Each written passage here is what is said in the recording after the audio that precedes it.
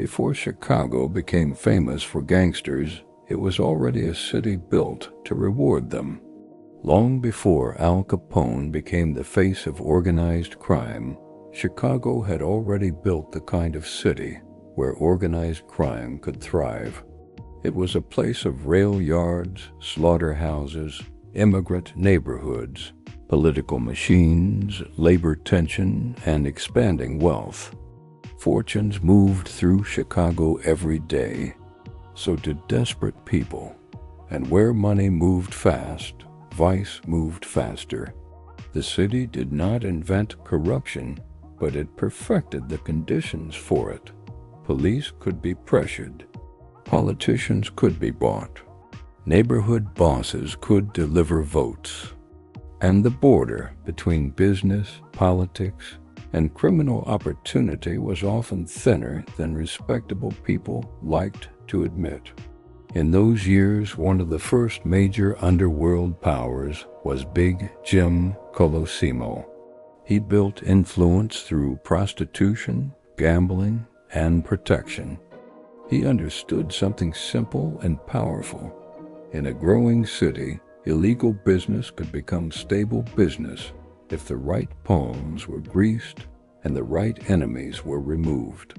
He did not yet rule the Chicago outfit as later generations would know it, but he stood at the beginning of the line. This matters because the story of Chicago's Mafia empire did not begin with a Tommy gun. It began with infrastructure, with contacts, with corruption that looked almost respectable from a distance. The outfit would later become infamous for open violence, but its foundation was built in quieter rooms, saloons, offices, ward meetings, cash handoffs, and private understandings. That is what made Chicago different. The city was not shocked when criminal power appeared. It was already used to men who operated in the shadows while shaking hands in public. So when the next generation came, harder and more ambitious than Colosimo, the ground was ready. Chicago did not need to be conquered from the outside. It only needed the right man to realize how much money was waiting inside it, and the man who understood that best was not yet Al Capone. First, it was Johnny Torrio. The first great move of the Chicago underworld was not loud. It was efficient. Johnny Torrio arrived in Chicago with a reputation for intelligence, restraint, and organization. Where other gangsters loved noise, Torrio preferred structure. He had ties to New York, experience in vice, and the kind of patience that made him more dangerous than men who relied only on force. In 1920, Big Jim Colosimo was murdered. No one was convicted for the killing, but the effect was immediate and unmistakable. Torrio inherited the empire, and unlike Colosimo, Torrio was ready for the age that was about to begin. That same year, the United States entered Prohibition. Alcohol was now illegal under federal law. For reformers, it was supposed to be a moral cleansing. For criminals, it was a business revolution. Colosimo reportedly had not wanted to go deeply into bootlegging. Torrio did. He saw that this was not just another racket. This was an industrial-scale opportunity.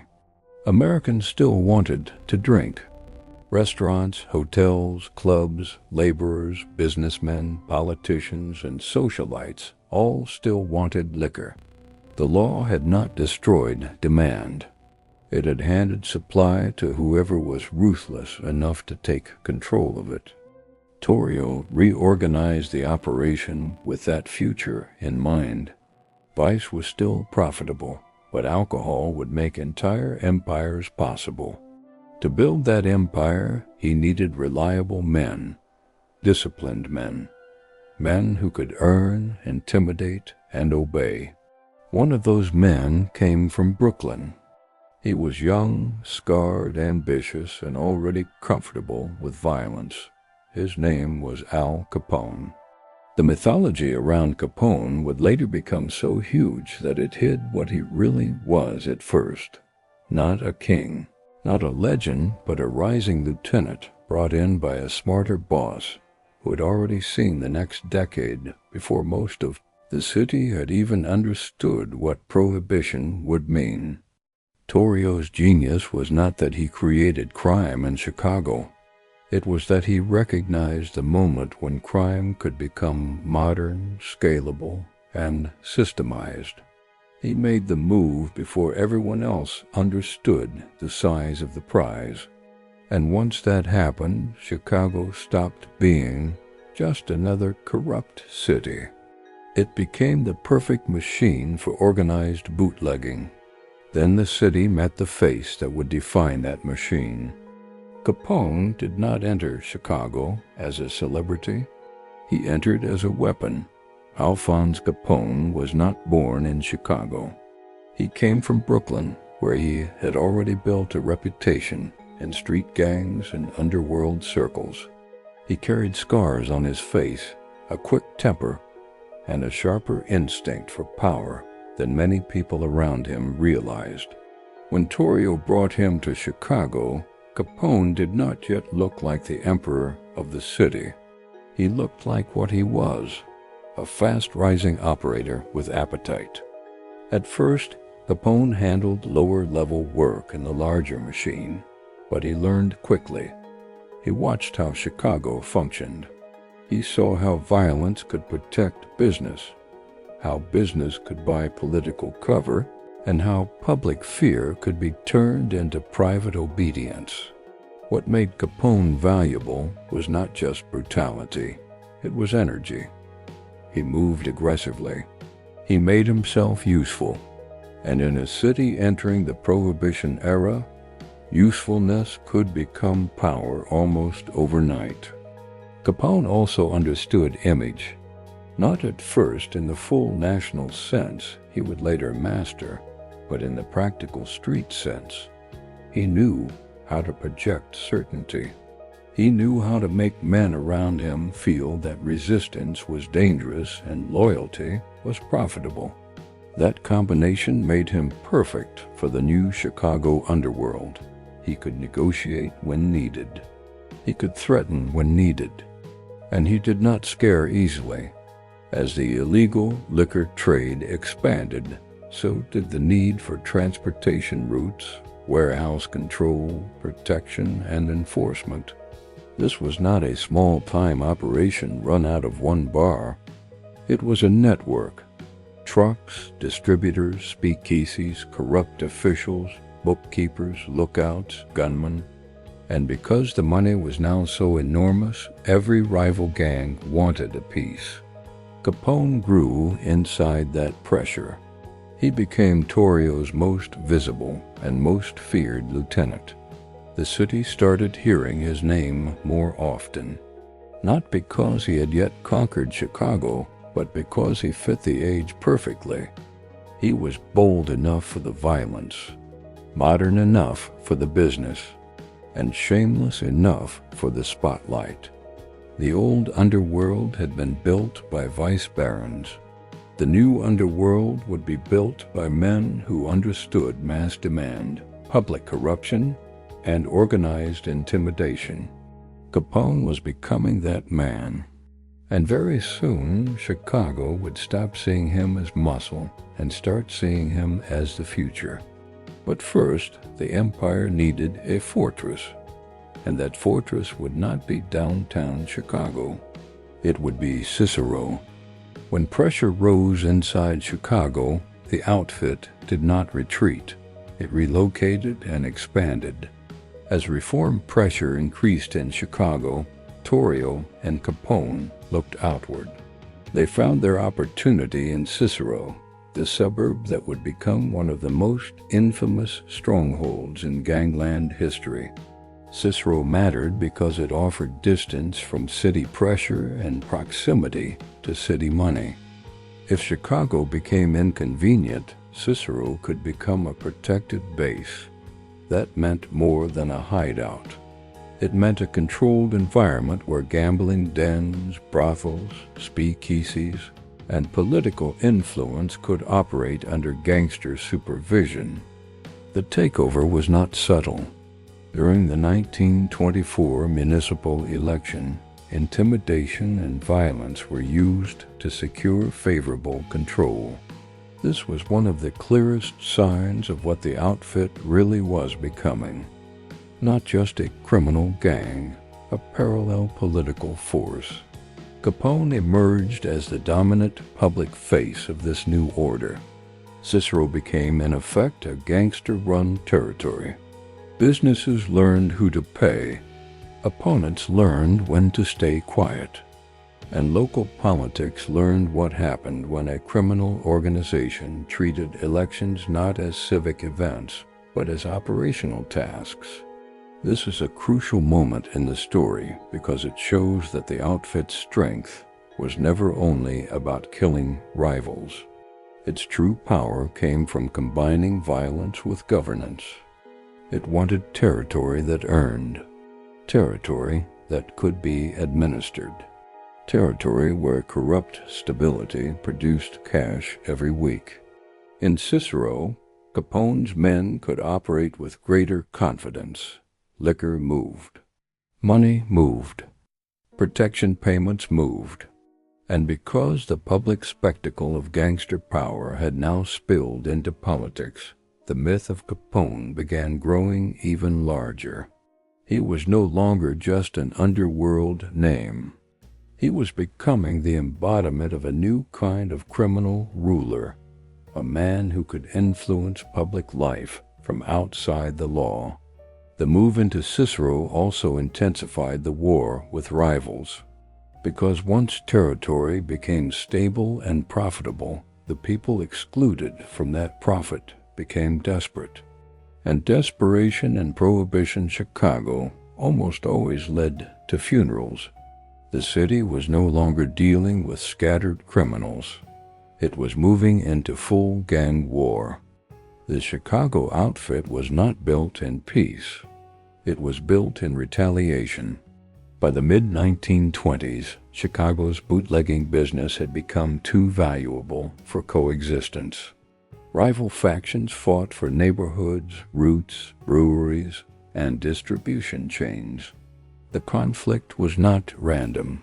It followed money. And wherever illegal alcohol could be sold safely and repeatedly, men were willing to kill for the privilege. The North Side Gang became the most important rival force. Leaders like Dean O'Banion and later Jaime Weiss and Bugs Moran stood against the Capone-Torrio organization. This was more than a personality feud. It was a competition between power centers that wanted the same city. Violence escalated fast. Ambushes, bombings, drive-bys, restaurant hits, street executions. The city developed a grotesque rhythm. Shootings would happen. Newspaper headlines would scream. Politicians would condemn. And then the money would keep flowing anyway.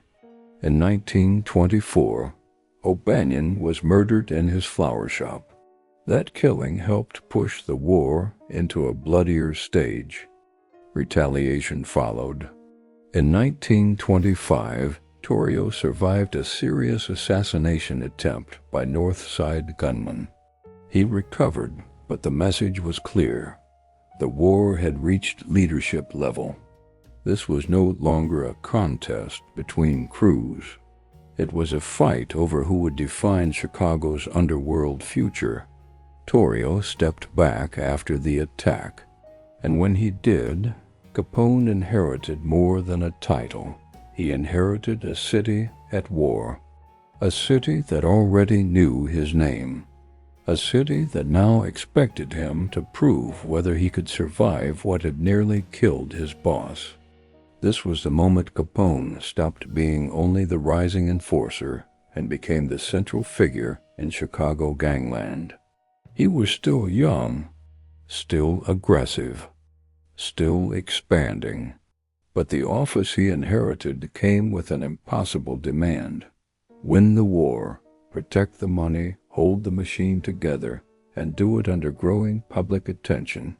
Many gang bosses can rise in chaos. Far fewer can rise while becoming the most recognizable criminal in America. Capone was about to attempt exactly that, and the violence around him would soon produce the most infamous massacre in gangster history. Because in Chicago, public terror was becoming a business tactic. Capone became boss at the exact moment the city became too small for half measures. When Johnny Torrio stepped away after surviving assassination, Al Capone took control. The year was 1925. He was only in his mid-20s, and now one of the most profitable criminal organizations in America was his to command. Capone's rule was marked by expansion, spectacle, and fear. He built a reputation not just as a violent gangster, but as a man who seemed impossible to remove. He cultivated image as carefully as any politician. He dressed sharply. He entertained reporters. He gave off the confidence of a man who believed that being seen was not a liability, but a weapon. This was one of Capone's great differences from later bosses. He did not hide the way Ricca and Accardo would later hide. He performed power, and for a while that worked brilliantly. Under Capone, the outfit became more centralized, more feared, and more profitable. Bootlegging remained the financial core, but it was tied to gambling, prostitution, labor influence, and protection. Cicero functioned as a protected base. Chicago neighborhoods learned who controlled supply and who paid for disobedience. Yet this style carried risk. The more Capone dominated headlines, the more he turned himself into a national symbol. Politicians, federal investigators, moral reformers, rival gangs, and ordinary citizens all began attaching the story of Chicago's lawlessness to one face: his face.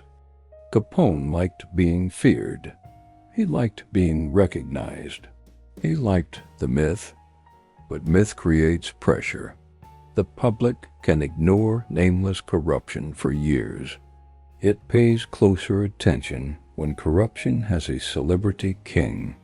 Still, in these years, Capone looked unstoppable. He had the money, he had the gunmen, he had the territory, he had the confidence, and many in the city either feared him, worked for him, or found some way to profit from his survival. The question was no longer whether Capone had become the ruler of Chicago's underworld. The question was whether a ruler that, visible, could survive the full weight of war, publicity, and government attention. That answer was coming, and it would come in blood on a garage wall. On Valentine's Day in 1929, Chicago learned what gangster theater looked like when it became mass murder. One massacre did not create Capone's legend. It froze it forever in American memory. On February 14, 1929, 7 men associated with Bugs Moran's North Side Gang were lined up inside a Chicago garage and shot to death. The killers reportedly used a disguise of law enforcement to control the scene before opening fire. It was brutal, theatrical, efficient, and unforgettable. The St. Valentine's Day Massacre became the most notorious gangland killing in American history. To the public, it confirmed what many already feared. Chicago had become a city where organized crime could stage military-style murder in broad cultural daylight. Whether Capone directly ordered the massacre became part of the mythology and debate that followed.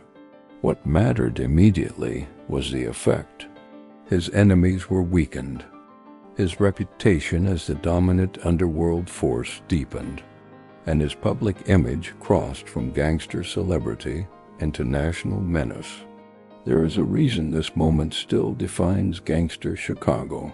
It captured the entire contradiction of the era. Americans were still living under Prohibition, a law sold as moral reform. Yet one of its greatest visible results was a criminal economy so rich and so violent that it produced massacres famous enough to become permanent historical symbols. For Capone, the massacre was both triumph and trap. It showed his rivals what happened when conflict reached final stage. But it also intensified heat from the press, from reformers, and from federal attention.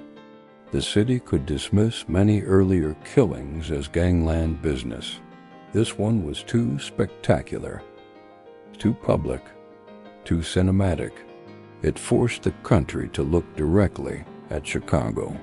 The North Side War did not instantly vanish, but the emotional power of the massacre changed everything. Gangsters could still kill, politicians could still posture, bootlegging could still continue. But after this, Capone was no longer merely one powerful underworld boss among several. He became the face of the age itself. And once that happened, the federal government no longer needed to sell the public on the idea that Chicago had a problem. America had already seen it on the front page. The bullets in that garage did not end Capone, but they helped make sure the government would never stop coming for him. To his peak, Capone looked less like a fugitive and more like an unofficial ruler. After the massacre, Capone stood at the center of national attention. He gave interviews. He projected ease. He acted like a man who understood that in America, publicity itself could become armor. If he looked too big to fall, some people would assume he could not be touched.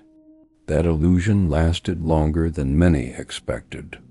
Capone had lawyers, money, corrupt connections, and enough fear around him to keep many witnesses quiet. And yet the federal government slowly recognized a difficult truth. Proving murders and rackets in a court of law was hard. Money trails, however, could be different. The irony is one of the greatest in criminal history. Capone became famous through violence, vice, and organized intimidation. But the government began moving most effectively against him through finance. By the end of the 1920s, Capone had become something beyond a city gangster. He was a national symbol of gangsterism. The press amplified him. The public consumed the image.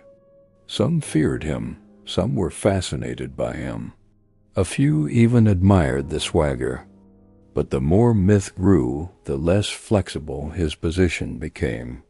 Anonymous criminals can relocate, adapt, vanish, or negotiate in silence. Capone was now too visible for that. He had built an empire that made him rich, but he had also built a spotlight that followed him everywhere. His lifestyle made the contrast even sharper. While ordinary Americans struggled through the social and economic shocks of the late 1920s and early 1930s, Capone embodied excess. Good suits, expensive habits, security, power. He looked like the black market winner of an age that officially claimed to value law and restraint. That image guaranteed that when the state finally struck, the case would carry symbolic force far beyond one man. To convict Capone would mean more than imprisoning a gangster. It would mean proving that the most famous criminal in America could, in fact, be broken. And in the end, the government found the opening where gang wars had failed. Capone survived gunfire, rivals, and scandal, but not arithmetic. Federal authorities struggled for years to pin major violent crimes directly on Capone in a way that would hold in court. Witness fear, corruption, and the structure of organized crime made that extraordinarily difficult. So investigators focused on something simpler and potentially devastating: income tax evasion. The logic was elegant. If Capone lived like a rich man and controlled a criminal empire that generated massive profits, then those profits could become evidence even if the rest of the machine remained partly hidden. The federal government did not need to prove every murder to damage the king. It needed a case that a jury could understand and a judge could sentence. In 1931, Capone was indicted and convicted for tax-related offenses after a dramatic legal battle. The moment mattered because it revealed a lesson that would echo through later anti-mafia strategy. Criminal empires can sometimes be attacked most effectively through business records, financial habits, and the ordinary paper trail of extraordinary corruption. For the public, the conviction was shocking and satisfying. This was a man who had seemed larger than the law. The man tied in the public imagination to Chicago's bloodiest years. The man many thought untouchable. And now he was going to prison, not as a battlefield casualty, but as a defendant whose money had trapped him. Capone's fall did not instantly destroy the outfit. That is one of the biggest misconceptions in popular memory. The empire was larger than one man, but his conviction shattered something important: the illusion of invincibility. Chicago had watched its gangster king rise with spectacular speed. Now it watched him escorted into the machinery of the state. And that set up the next phase of the story. Because once the public king went down, the organization had to decide whether to die with the myth or evolve past it. Capone went to prison. The outfit went looking for a new operating style. The king was gone, but the empire kept earning. Capone's imprisonment marked the end of his reign as a functioning public boss. He had dominated Chicago from the mid-1920s into the early 1930s, but prison separated the legend from the machine. And over time, that separation became permanent.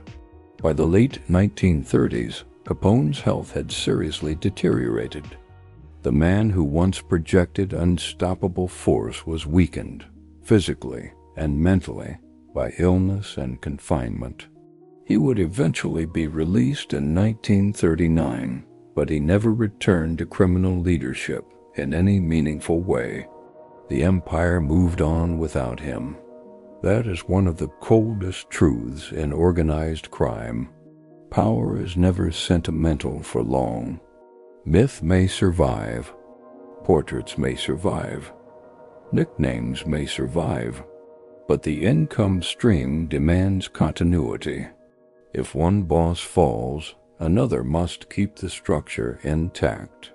Capone's imprisonment also taught the next generation a lesson.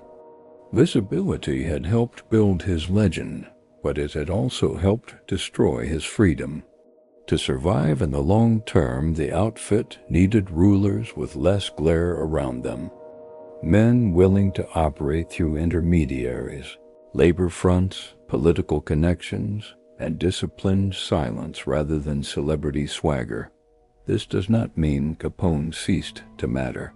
His era shaped the outfit's size, wealth, and national identity. But from this point onward, the most effective Chicago mob leadership would increasingly belong to men who understood that the best boss is not always the loudest man in the room. As Capone faded, new names rose. Frank Nitti, often called Capone's chief enforcer and money man, stepped into leadership territory. But Nitti inherited an organization living in a changed world. Prohibition was ending. The state had shown it could strike hard, and the outfit now had to prove that it could survive beyond the Capone brand. The next boss would not inherit glory. He would inherit pressure. Nitti inherited a throne that looked powerful from the outside and dangerous from every side on the inside. Frank Nitti is often remembered as Capone's successor, but that simple label hides the complexity of his position. He inherited leadership influence after Capone's conviction, yet he did so at a moment when the outfit could no longer depend on Prohibition alone and could no longer ignore federal pressure. Nitti had long been associated with the financial and enforcement side of the organization. He understood how money moved through the operation. He understood the importance of discipline, but he was not Capone in public style. He lacked that massive mythic charisma, and in many ways that may have been useful. During the 1930s, the outfit began adapting to the post-Prohibition world. That meant diversifying harder into gambling, extortion, labor influence, and other rackets that did not disappear when legal alcohol returned. This adaptability is one of the main reasons the Chicago outfit survived while many smaller criminal operations lost relevance. Nitti's years also reveal another truth about organized crime leadership. The official boss is not always the only real power.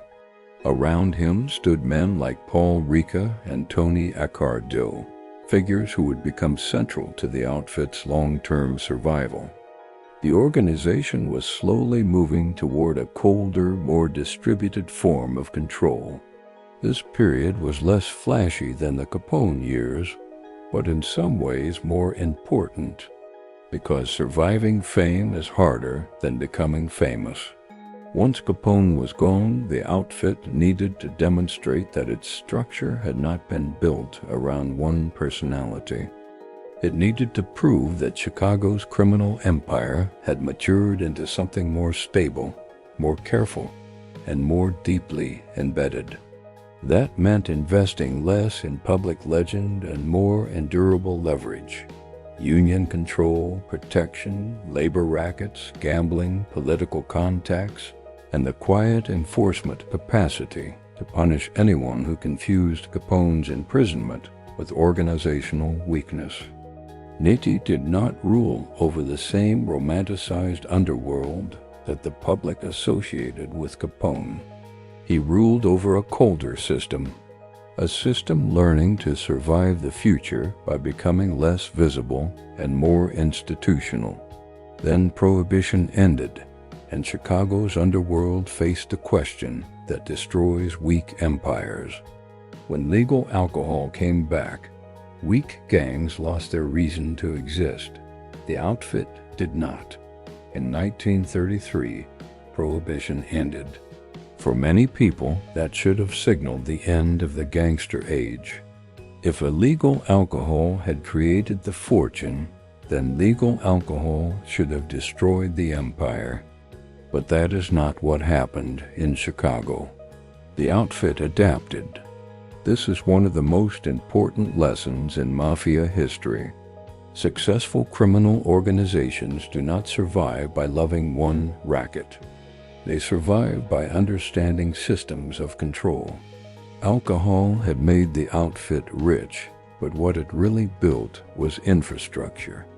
Bribery networks, transport routes, political contacts, corrupt habits, violent reputation, and managerial skill.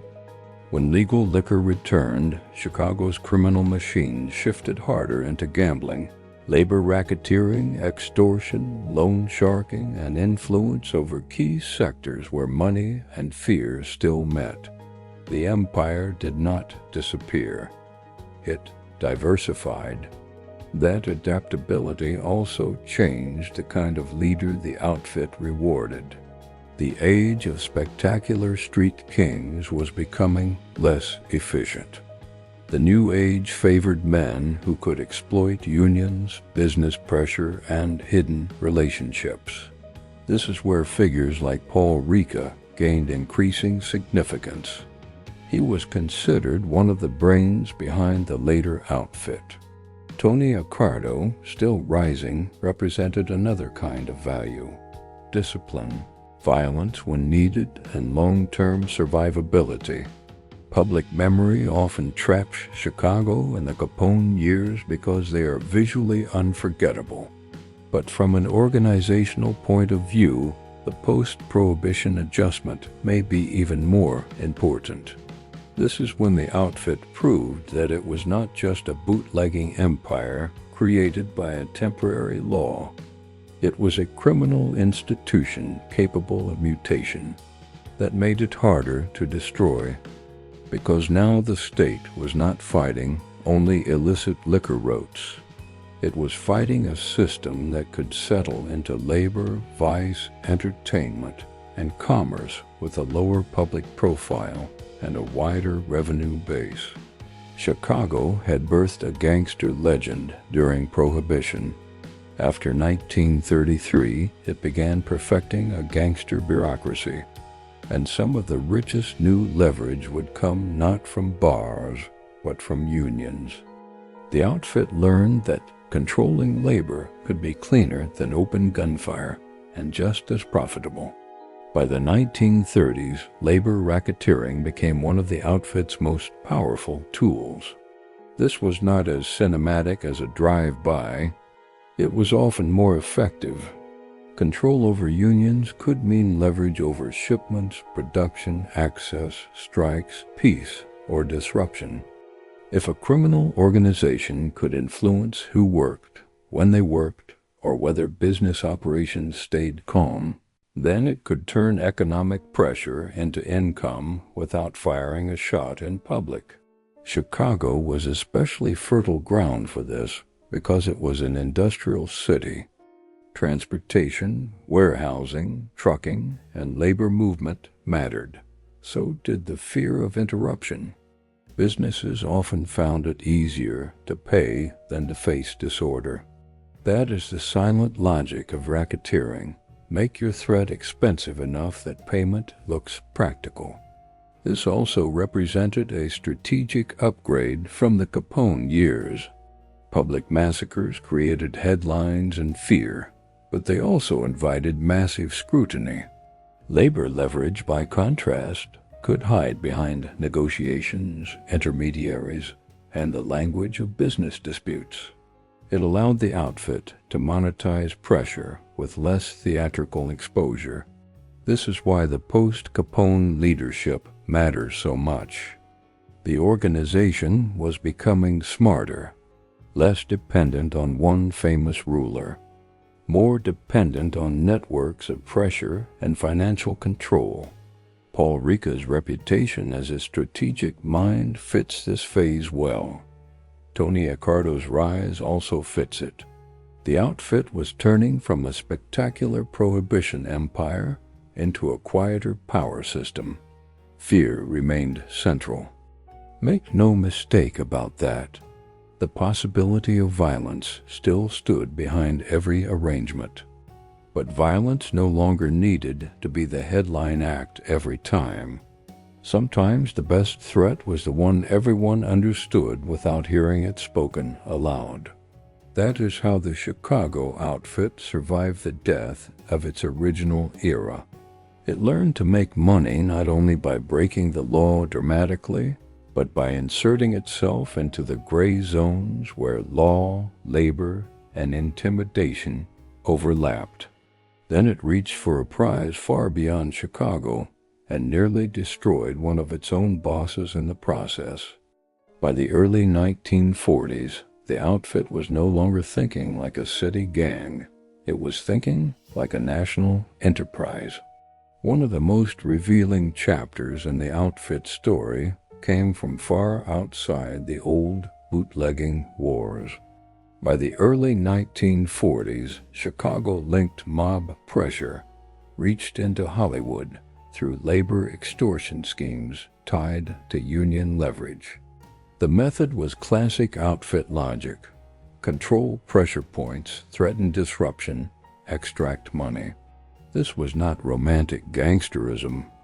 It was business coercion scaled across industries, and it showed how far the organization had traveled from the beer wars of the 1920s.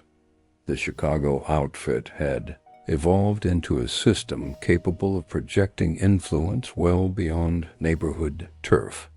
In 1943, Paul Ricca and others were indicted and convicted in connection with a major extortion conspiracy involving film studios. The case exposed how gangster power could move through labor channels into one of the most glamorous industries in America. The contrast is striking. On one side, Hollywood fantasy. On the other, Chicago criminal leverage backed by the threat of union trouble and underworld enforcement. For Frank Nitti, this development became catastrophic. Facing the possibility of returning to prison and reportedly deeply distressed by that prospect, he reached a breaking point. His life would end before the legal process played out in full. The Hollywood case matters because it reveals the true maturity of the outfit. This was no longer just a local gang defending street corners. It had become a national criminal business model.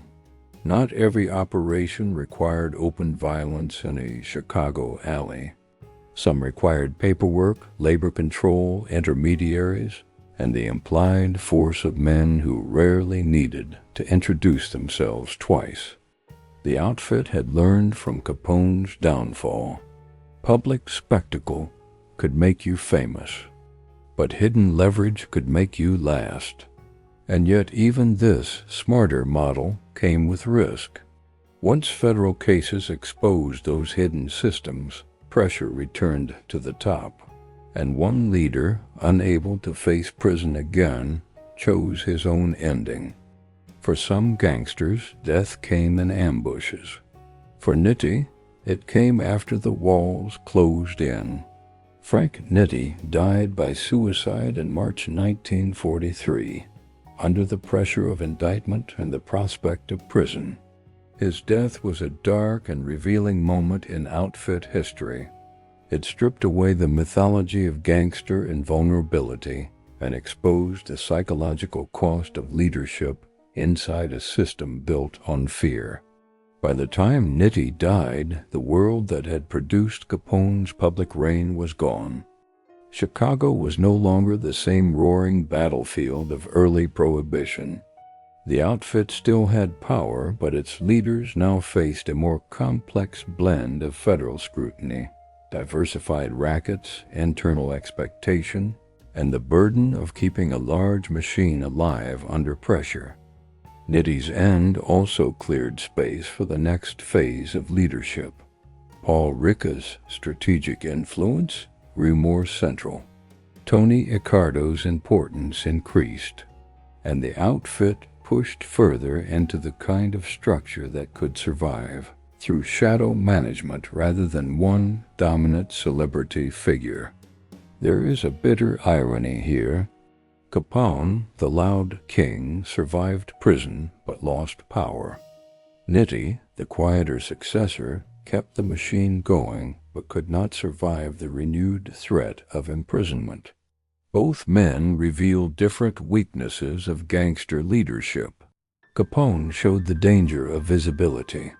Nitti showed the burden of inheriting a criminal empire already under siege. This is why the outfit's later history belongs less to legends and more to engineers. Men who could keep the machine profitable without becoming headlines every week. Men who understood that survival, not glamour, was the real measure of power. Nitti's death closed one chapter of Chicago gangland. It also confirmed that the empire would now belong to colder hands. Those colder hands belonged to men like Paul Ricca and Tony Accardo. Capone made the outfit famous. Ricca and Accardo helped make it durable. After the Capone era and after Nitti's collapse, the Chicago outfit entered a colder stage of maturity. Paul Ricca emerged as one of the central strategic minds of the organization. Tony Accardo, rising from enforcement into top leadership, would become one of the most enduring powers in Chicago mob history. Together, these names represent the lesson the outfit learned from the previous 2 decades. Fame is unstable. Structure is survival. They operated in a world shaped by everything that had come before: Colosimo's early vice empire, Torrio's organizational vision, Capone's explosive expansion, the beer wars, the St. Valentine's Day massacre, the tax case, the end of Prohibition, the shift into labor and extortion, the federal prosecutions of the 1940s. By 1947, the symbolic arc of the first great Chicago Mafia age was complete. Capone, released years earlier and broken by illness, died in Florida that year. The public legend ended there. But the outfit did not end with him. That is the real story. Chicago's Mafia empire survived because it changed its personality. It stopped depending on one oversized face. It learned to use quieter power, less applause, less posing, more control, more silence, more layers between violence and leadership. That is also why Chicago matters in the wider history of American organized crime. New York may have had scale, but Chicago became the national warning label. It showed what happened when vice, corruption, ethnic gangs, weak enforcement, political compromise, and a massive illegal market fused into one machine. Then it showed something even darker, that once such a machine is built, it can survive the fall of its most famous king. In the end, Chicago did not remember Al Capone because he was the only gangster. It remembered him because he was the loudest expression of a system much bigger than one man. The city made him. Prohibition enriched him. Violence protected him. The law eventually broke him. But the outfit learned from him, and that may be the most dangerous part of the whole story.